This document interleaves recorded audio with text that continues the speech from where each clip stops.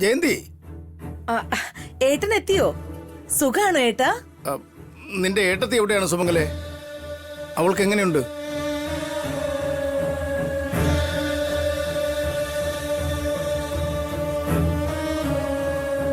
എടാ ഭാസ്കർ, നിന്റെ അമ്മയ്ക്ക് ഇപ്പൊ എങ്ങനെയുണ്ട്? മോളെ ഭാവനെ, നിന്റെ അമ്മായിയുടെ ആരോഗ്യം ഇപ്പൊ എങ്ങനെയുണ്ട്? എടാ അഖിൽ, നിന്റെ അമ്മ എവിടെയാടാ? അമ്മയ്ക്ക് എന്താ പറ്റിയത്? നിങ്ങളാരും എന്താ ഒന്നും പറയാത്തെ? ജയന്തി എവിടെ? ജയന്തി, ജയന്തി. ഏട്ടാ,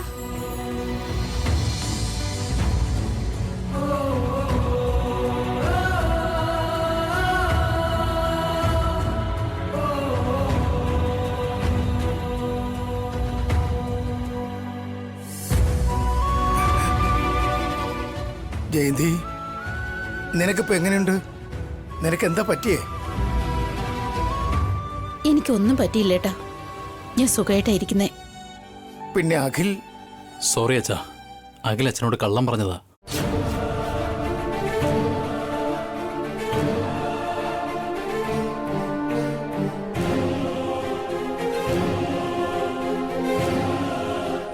എന്തിന്? അച്ഛനെ ഇങ്ങോട്ടേക്ക് വരുത്താൻ വേണ്ടിയാ. എന്ത്? ഞാനിങ്ങോട്ട് വരാൻ വേണ്ടിയോ? അമ്മയ്ക്ക് സുഖമില്ലെന്ന് പറഞ്ഞാലല്ലേ അച്ഛൻ വീട്ടിലേക്ക് വരൂ. ഞാനെന്തിനീ വീട്ടിലേക്ക് വരണം? നിങ്ങളെയൊക്കെ വേണ്ടെന്ന് വെച്ച് നാട്ടിലേക്ക് പോയി എന്നെ എന്തിനാ തിരിച്ചു വിളിച്ചത്?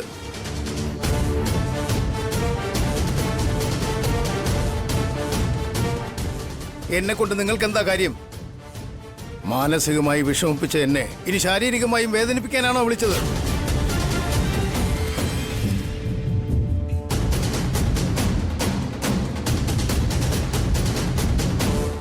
എന്താ ജയന്തി, അവർ നിന്നെക്കുറിച്ച് കള്ളം പറഞ്ഞത് നിനക്കറിയായിരുന്നു അല്ലേ? എന്തുകൊണ്ടാ നീ എന്നെ വിളിച്ചു പറയാത്തെ? എന്നോട് ക്ഷമിക്കേട്ടാ, നമ്മുടെ കുട്ടികൾ നമ്മുടെ ഷഷ്ടിപൂർത്തി ആഘോഷിക്കണമെന്ന് ആഗ്രഹിക്കുന്നു. എനിക്ക് എതിർക്കാൻ കഴിഞ്ഞില്ല. ഷഷ്ടിപൂർത്തിയോ? അതേട്ടാ, ഏട്ടൻ ഏടത്തിക്കും 60 വയസ്സ് തികഞ്ഞിരിക്കല്ലേ. അതുകൊണ്ട് വീണ്ടും നിങ്ങളുടെ കല്യാണം നടത്താൻ പോവാ. അതുകൊണ്ട് ഇത്രയും വലിയ കള്ളമാണോ പറയേണ്ടത്? എന്നെ നിങ്ങൾ പറ്റിക്കാൻ നോക്കുകയാണോ? ഇതില് പറ്റിക്കാൻ മാത്രം എന്താ ഉള്ളത് ചേട്ടാ? 1000 നുണ പറഞ്ഞായാലും ഒരു കല്യാണം നടത്തണമെന്നല്ലേ പറയാറ്? ഒരേ ഒരു കള്ളം പറഞ്ഞ് നിങ്ങളുടെ ഷഷ്ടിപൂർത്തി ആഘോഷിക്കുന്നതിൽ എന്താ തെറ്റ്? അതെ, സ്വത്തിനു വേണ്ടി മാത്രം ജീവിക്കുന്നവർക്ക് ഒന്നും തെറ്റായിട്ട് തോന്നില്ല. ഇന്ന് അമ്മയ്ക്ക് സുഖമില്ലെന്ന് കള്ളം പറഞ്ഞു, നാളെ അച്ഛൻ മരിച്ചുപോയെന്ന് കള്ളം പറയും. അച്ഛാ, അതേടാ.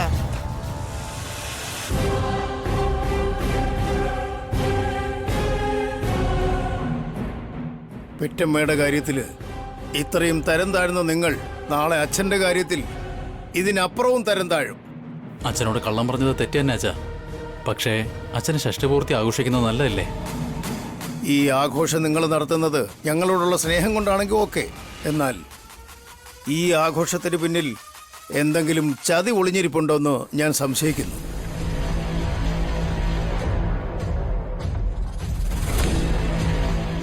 എന്താ സംശയം? അത് തന്നെയാ സത്യം. നീ പറ ജയന്തി, ഷഷ്ടിപൂർത്തി ആഘോഷിക്കണമെന്ന് നിനക്ക് ആഗ്രഹമുണ്ടോ? മക്കള് ചോദിക്കുന്നതല്ലേ, എനിക്ക് എതിർക്കാൻ കഴിയില്ല. അതെ അതെ, നിനക്ക് എന്നെക്കാളും മക്കൾ തന്നെയാണല്ലോ വലുത്. അവര് പറയുന്നത് അനുസരിക്കും. എന്നെ കൂടി കൂട്ടിക്കൊണ്ടു പോകാതെ മിണ്ടാതെ പോയതല്ലേ, എന്നിട്ടിപ്പോ എന്നെ കുറ്റം പറയുന്നു. മോളെ ഭാവനെ, നിന്റെ അഭിപ്രായം എന്താ? എത്രയും പെട്ടെന്ന് വീട്ടിലൊരു ശുഭകാര്യം നടന്നാൽ അത് നല്ലതായിരിക്കുമെന്ന് എനിക്ക് തോന്നുന്നു അച്ഛാ. എന്നാ പിന്നെ ഇതിനു പകരം എനിക്കൊരു 2ാം കല്യാണം നടത്തി തന്നൂടായിരുന്നു? അതിനേക്കാൾ ശുഭകാര്യം വേറെ എന്താ ഉള്ളത്? ശരി, നിങ്ങളുടെയൊക്കെ ഇഷ്ടം പോലെ നടക്കട്ടെ. എന്തായാലും ഞാൻ വന്നുപോയില്ലേ, നിങ്ങളുടെ അമ്മയ്ക്ക് വേണ്ടി ഞാനിത് സമ്മതിക്കാം. എന്നാൽ ഒരു നിബന്ധനയുണ്ട്.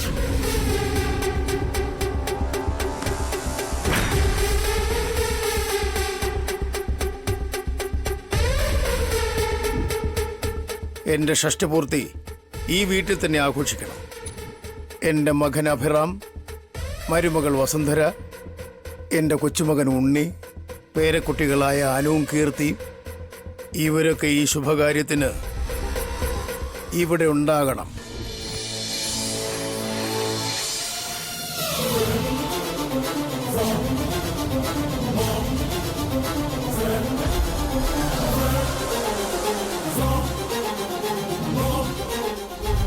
അവർ വന്നാൽ മാത്രമേ ഞങ്ങൾ ഷഷ്ടിപൂർത്തി ആഘോഷിക്കൂ.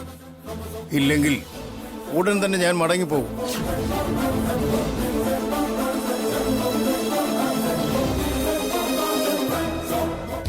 അബിയും വസുവിനെയും കുട്ടികളെയും വിളിക്കാതെ നിങ്ങളുടെ ഷഷ്ടിപൂർത്തി എങ്ങനെ ആഘോഷിക്കാനാ ചേട്ടാ? അവരെ ഉറപ്പായിട്ടും ഞങ്ങൾ വിളിക്കും. ഈ സിസ്റ്റർ ആളത്ര മോശക്കാരിയല്ലല്ലോ, കാഞ്ഞ ബുദ്ധിയ. ഏട്ടന്റെ മനസ്സ് ഞങ്ങൾക്കറിയില്ല ഏട്ടാ. ഏട്ടന് അഖിലിനോടും ഭാസ്കറിനോടും എത്ര സ്നേഹം ഉണ്ടായാലും അതിനേക്കാൾ 2 ഇരട്ടി സ്നേഹം അബിയോടാണെന്ന് ഞങ്ങൾക്കറിയാലോ ഏട്ടാ. ഭാസ്കറും അഖിലും കുടുംബസമേതം അബീനെയും വസുവിനെയും ഷഷ്ടിപൂർത്തിക്ക് ക്ഷണിക്കാനായിട്ട് പോവേട്ടാ. എങ്ങനെയുണ്ടടാ എന്റെ പ്ലാൻ? വേറെ ആരെങ്കിലും ഇങ്ങനെയൊക്കെ ചെയ്യോടാ?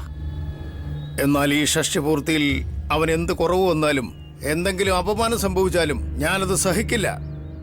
ആ നിമിഷം ഞാൻ ഇവിടുന്ന് പോയിരിക്കും. ഞങ്ങൾ എന്തിനാ ക്ഷണിച്ചിട്ട് അവരെ അപമാനിക്കുന്നത്? നിങ്ങൾക്ക് അങ്ങനെയുള്ള യാതൊരു സംശയവും ആവശ്യമില്ല. എന്റെ 2 മക്കളും നിങ്ങളെ ലോയറായിട്ട് വെച്ചിരിക്കുകയാണല്ലേ? എല്ലാത്തിനും നിങ്ങൾ തന്നെ മറുപടി പറയുന്നു അംബികാദേവി. ഇവിടെ നല്ലത് പറഞ്ഞു തരാനായിട്ട് ആരും തന്നെ ഇല്ല.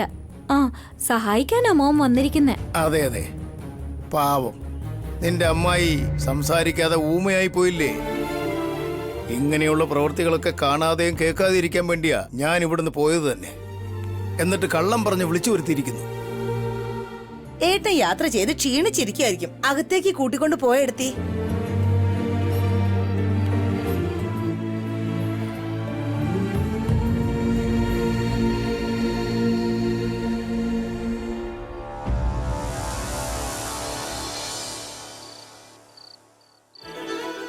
വസുന്ധരെ, നല്ല വിശക്കുന്നു. പെട്ടെന്ന് ഭക്ഷണം എടുക്ക്.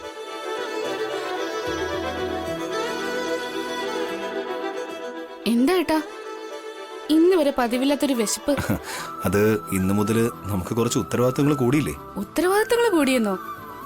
ഇപ്പൊ എന്താ പുതിയൊരു ഉത്തരവാദിത്വം? എല്ലാ ദിവസവും സൈക്കിൾ ഓടിച്ച് ഒറ്റയ്ക്ക് പോകുന്ന ആള് ഇന്നു മുതൽ ഡബിൾസ് അടിച്ച് പോവുകയല്ലേ? എനിക്കത്ര വെയിറ്റ് ഒന്നുമില്ല. സൈക്കിൾ ഓടിക്കണേ എനിക്കല്ലേ അതറിയൂ. കുറച്ച് ചോറ് വിളമ്പിക്കോ വസുന്ധരെ.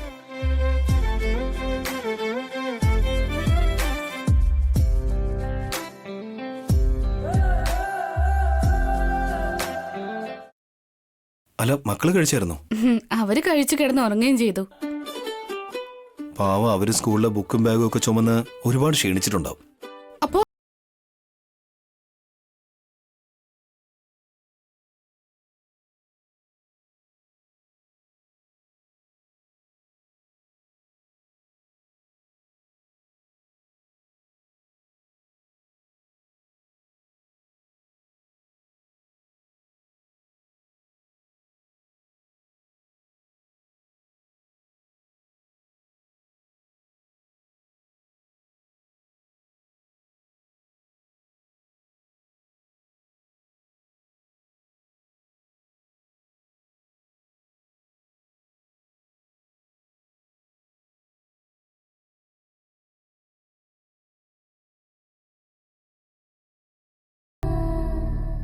കുറച്ചുകൂടെ ചോറ് വിളമ്പ്.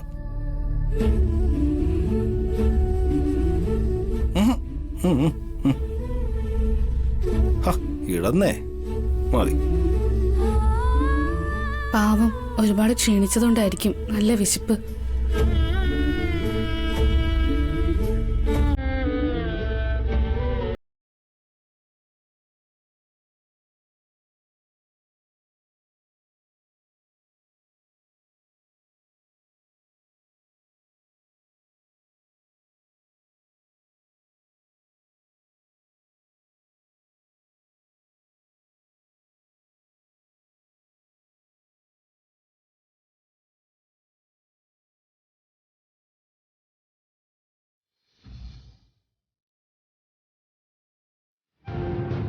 അല്ല വസുന്ധരെ, മുഴുവനും ഞാൻ കഴിച്ചല്ലോ. താൻ കഴിച്ചായിരുന്നോ?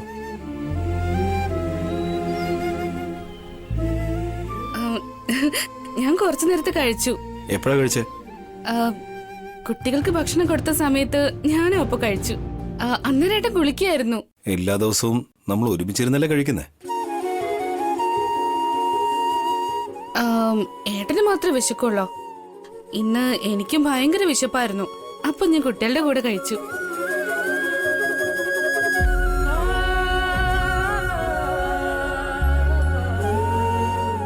സോറി വസുന്ധര.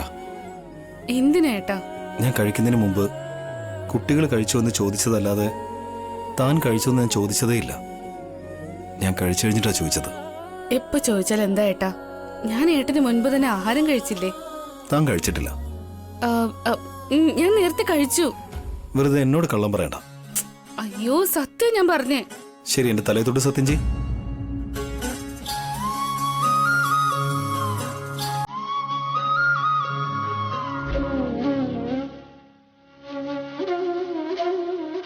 അത് ഒരു നേരം ആഹാരം കഴിച്ചില്ലെന്ന് വെച്ചിട്ട് ഒന്നും സംഭവിക്കില്ല. ആരോഗ്യത്തിന് നല്ലതല്ലേ? അത്ര നല്ലതല്ല. ഒരു 5 മിനിറ്റ് വെയിറ്റ് ചെയ്യ്. ഞാൻ ഹോട്ടലിൽ പോയി നല്ല എന്തെങ്കിലും ഫുഡ് വാങ്ങിച്ചിട്ട്. വേണ്ട ഏട്ടാ, ഞാൻ വെള്ളം കുടിച്ചിട്ട് കിടന്നോളാം. താൻ വിശപ്പോടെ കിടന്നുറങ്ങുന്നത് എനിക്കിഷ്ടമല്ല. എനിക്ക് പുറത്തുള്ള ആഹാരം ശരിയാവില്ല. ഓക്കെ, ഒരു 10 മിനിറ്റ് വെയിറ്റ് ചെയ്യ്. ഞാൻ തന്നെ നല്ല അടിപൊളി ഫുഡ് ഉണ്ടാക്കി തനിക്ക് തരാം. ഓക്കെ? ഏട്ടൻ എന്തിനാ കുക്ക് ചെയ്യുന്നേ? അത് ഈ നേരത്തോ? വേണ്ട ഏട്ടാ. താൻ മിണ്ടാതെ ഇവിടെ ഇരുന്നാ മതി. Just 10 minutes. പ്ലീസ് ഏട്ടാ, രാവിലെ ഞാൻ ബ്രേക്ക്ഫാസ്റ്റ് കഴിക്കുമല്ലോ. വേണമെങ്കിൽ കുറച്ച് അധികം കഴിക്കാൻ ഞാൻ. No way. താൻ ഇവിടെ തന്നെ ഇരുന്നാ മതി. ഞാൻ തന്നെ പോയി നല്ല ചൂടായിട്ട് ഉണ്ടാക്കിക്കൊണ്ടുവരാം. ഓക്കെ?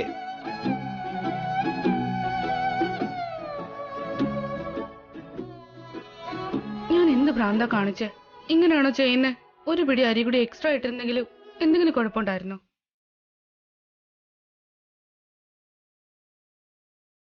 ഇഡിയറ്റ്, മണ്ടൻ തന്നെ. അവള് കഴിച്ചോ ഇല്ലെന്ന് പോലും ചോദിക്കാതെ ബഗാസുറിനെ പോലെ എല്ലാം കഴിച്ചു തീർത്തിരിക്കുന്നു. എന്നാലും എനിക്ക് ഇത്ര ബുദ്ധിയില്ലേ? ഈ സമയത്ത് ഏട്ടനെ ഞാൻ കഷ്ടപ്പെടുത്തുക.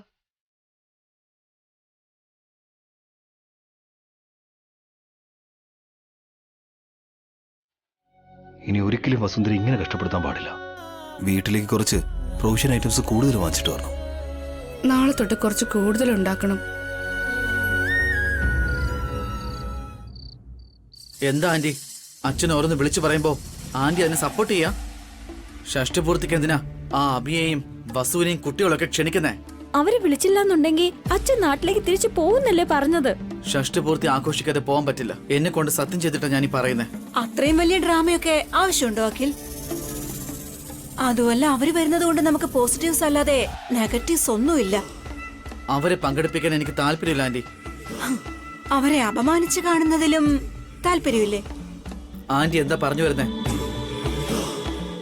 ഈ ഷഷ്ടിപൂർത്തി നമ്മൾ എന്തിനാ നടത്തുന്നത്? നമ്മുടെ സ്റ്റേറ്റസും സ്വത്തും ഒക്കെ സിറ്റിയിലുള്ള സെലിബ്രിറ്റീസിനെയും VIP കളെയും ഒക്കെ കാണിക്കുന്നതിനല്ലേ? എല്ലാവരെ കൊണ്ടും നമ്മൾ വലിയവരാണെന്ന് പറയിപ്പിക്കാൻ, അങ്ങനെയല്ലേ? അതുപോലെ തന്നെ ആ അഭിയും വസുവും എത്രമാത്രം ദരിദ്രവാസികളാണെന്നും ഈ ഗെറ്റ് ടുഗദർ പാർട്ടിയിലൂടെ നമ്മൾ പ്രൂവ് ചെയ്യണം. ഇതുപോലെ വലിയ വീടുകളിൽ പാർട്ടി നടക്കുമ്പോ അവരെ പോലെയുള്ളവർ വന്നാൽ എത്രമാത്രം ഇൻസൾട്ട് ചെയ്യപ്പെടുമെന്ന് നമ്മൾ മറ്റുള്ളവർക്ക് കാണിച്ചു കൊടുക്കണം. യെസ് അഖിൽ, ഇനി ഒരിക്കലും അച്ഛന്റെ നാവിൽ അവരുടെ പേര് വരാനേ പാടില്ല. പക്ഷെ ഒരു തരത്തിലും അവർക്ക് അപമാനം ഉണ്ടാവരുതെന്ന് അച്ഛൻ പറഞ്ഞിട്ടുണ്ട്. അദ്ദേഹത്തിന് പറയാനുള്ളത് അദ്ദേഹം പറഞ്ഞു. നമ്മൾ ചെയ്യാനുള്ളത് നമ്മൾ ചെയ്യണം. എന്തെങ്കിലും പ്രോബ്ലം ഉണ്ടാവോ? പ്രോബ്ലം വന്നാ എന്റെ മോം നോക്കിക്കോളും, നീ വരെയാവണ്ട.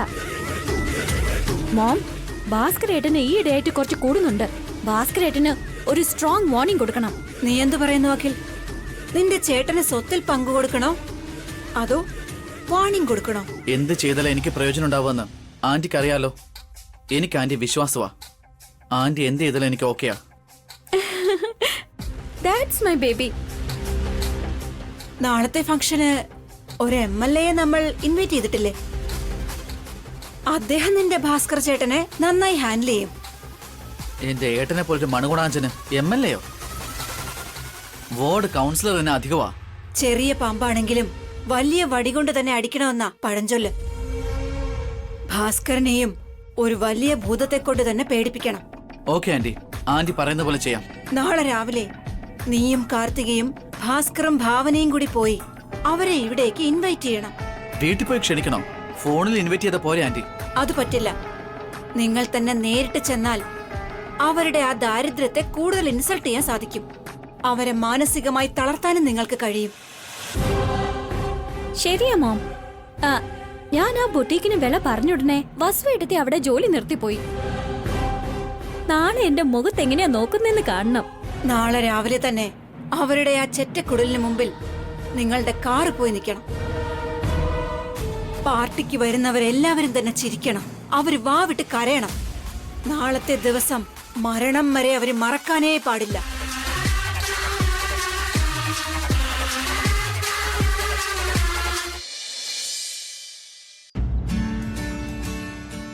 ചേട്ടാ ചേച്ചി പെട്ടെന്ന് വാ, സമയം ഒരുപാടായി. അയ്യോ, മാൻകുട്ടി എണീറ്റുടനെ ഓടാൻ തുടങ്ങും. അതുപോലെ തന്നെ ഏട്ടനും.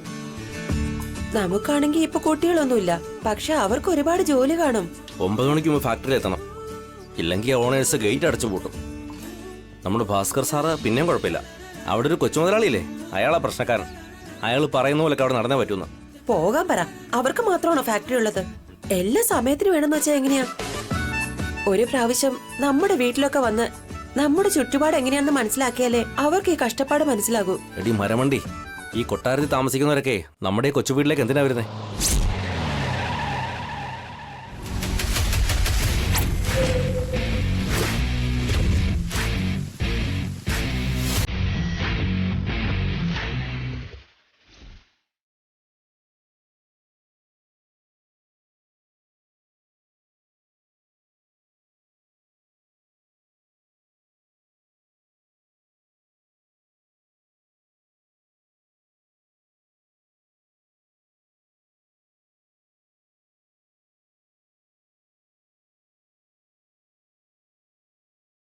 നമസ്കാരം സാർ. മേഡം നമസ്കാരം.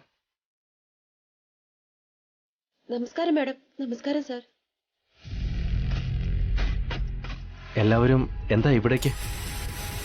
അല്ല, ഞങ്ങൾ ആരാണെന്ന് അയാൾ പറഞ്ഞില്ലേ?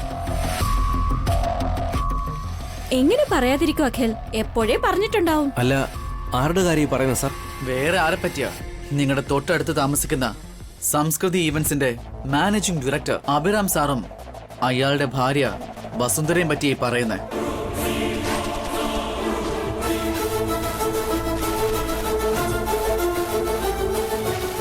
അയാള് എന്റെ വല്യേട്ടനായിട്ട് വരും, എന്റെ ഹസ്ബൻഡിന്റെ ചേട്ടൻ. ഭാസ്കരേട്ടന്റെ അനിയനായിട്ട് വരും, പിന്നെ വലിയേട്ടത്തിയുടെ അനിയനും.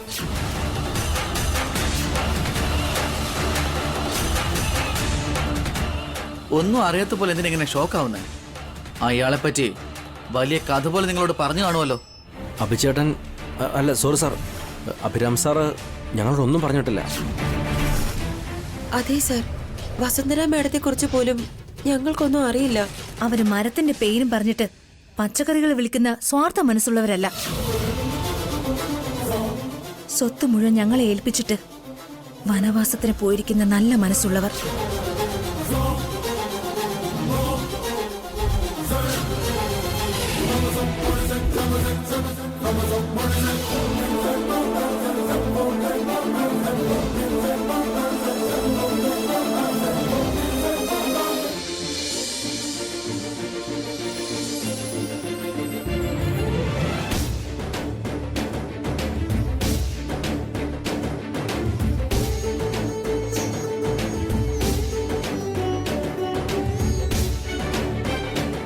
നമസ്കാരം സാർ.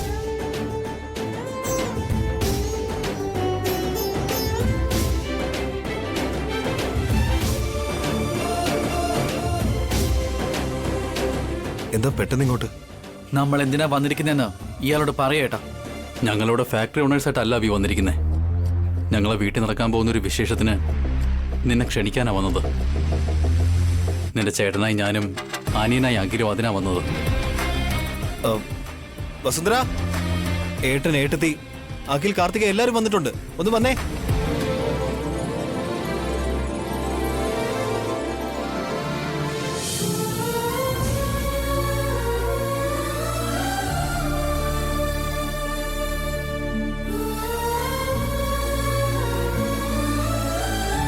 വരൂ ഭാസ്കരേട്ടാ, വരൂ ചേച്ചി. അഖിൽ, കാർത്തിക, അകത്തേക്ക് വരൂ.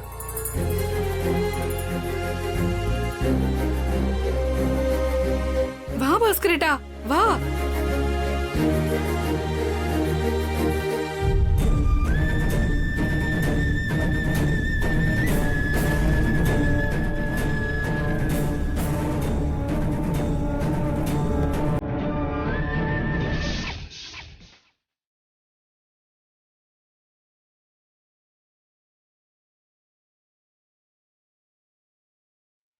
ഇരിക്കേട്ടത്തെ.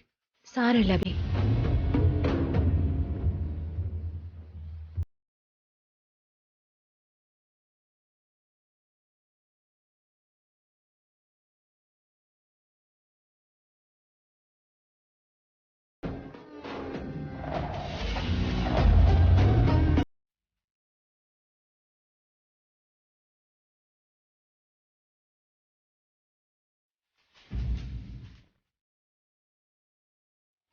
വസു, എനിക്ക് തന്നെ, ഞാൻ കുടിക്കാം.